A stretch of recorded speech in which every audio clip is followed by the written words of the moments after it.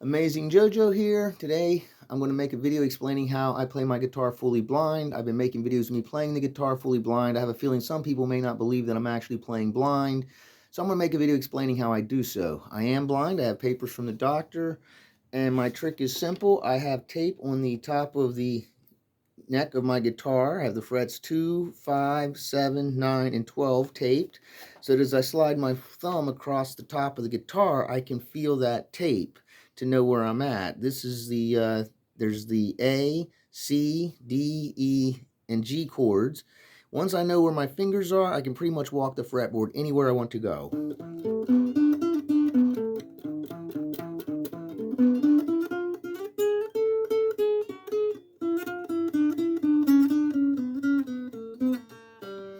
Just like that. I'm going to start with Paranoid. I'll have my thumb here on the C sharp, which is between the, it's the 6th fret between the 5 and the 6, or 5 and 7. If that means that the 3rd finger will be on the D chord, the 1st finger will be on the C chord.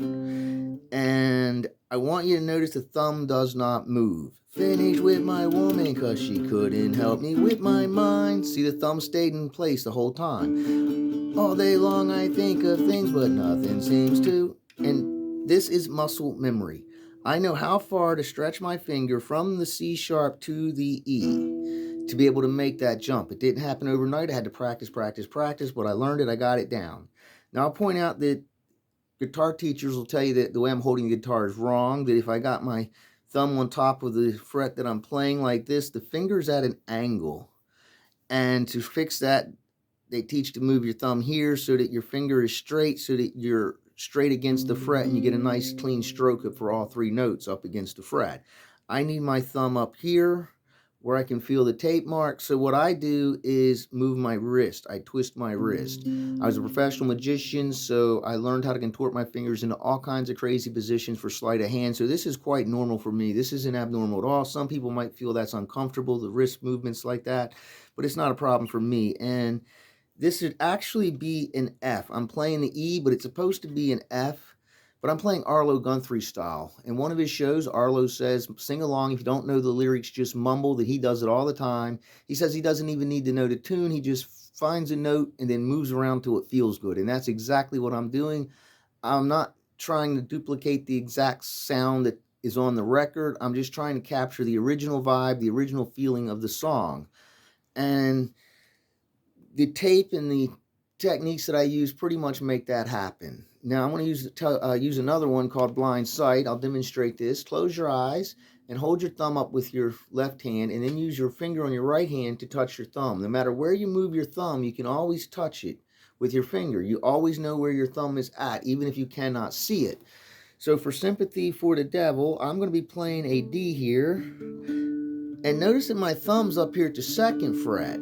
And I'm going to slide back 1 fret to the A sharp. So I'm playing the D. Pleased to meet you. Hope you can guess my name. Now, as long as that thumb doesn't move, I can get back to that D. But if I come up here and I move my thumb, now I'm off. That's, yeah, that was the C sharp. I was a little off on it. But that's what happens when I move the thumb. So the thumb is my anchor. The thumb is where I know where I'm at. This is my eyeball. This is what I'm looking at, my thumb. I do use another blind sight technique also to compensate when I do move my thumb when I'm not supposed to. It helps the two work together, and that is if you close your eyes, move your finger around.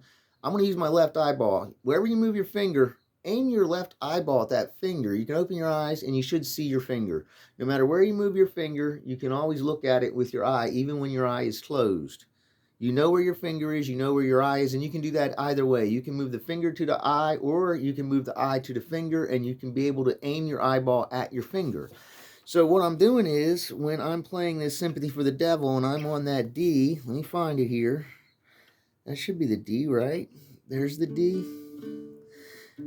I'm playing the D here. The thumb's up here on the 2nd fret, and I slide back. Now I'm going to aim my eyeball at that finger to that D. Even though I cannot see the fretboard, I can aim my eye at that spot, so that even if I lose my spot completely, as long as my finger's still in that spot, my eyeball's still at that spot, I can find it.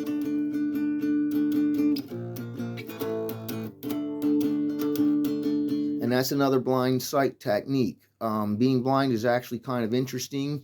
I will be in a room of people and I will hear the door handle click and I will turn my head and then the door will open. And as the door opens, everybody else in the room will turn their head when they see the door open. And then they're like, oh, you can see, I saw you turn your head. I'm like, yeah, I heard a noise, so I turned my head. I do that instinctively. Anytime you hear a noise, you turn your head. I've been doing that since I was a kid. They're just not listening. I'm listening because I can't see anything. So as soon as I hear that door click, I turn my head and they don't turn their head until they see the door open. So my question is simple. If light travels faster than sound, how come I'm the first person to turn my head? Anyway, that's pretty much the techniques I'm using. I use both of them combined, the blind sight and the tape on the guitar, to keep it as fluid as I can. I've had to relearn it to play all of the songs, and I'm working on a new album. I began uploading the single tracks, and I'm going to have the entire thing uploaded as one video. It's about 20 minutes long. It's called Hey, I'm Just a Guy Sitting on the Throne, and I very much like this album. This is something I've recorded that is, the entire thing's been recorded fully blind, and it's about my journey into the darkness. I began losing my eyesight about 8 years ago, and I became fully blind last year, about a year ago. And this is a really personal album. It's about the feelings and emotions that I've gone through over the last 8 years, and I'm very, very proud and excited about this. I'm amazed that I was able to do it because I can't even tell you how many times I thought I was just going to have to give up and not be able to do it. I remember when I first lost sight in this eye, I could no longer see the fretboard, and I posted on Facebook that if anybody has a musical piano keyboard, that I'm interested in learning how to play the piano because I can no longer see my fretboard.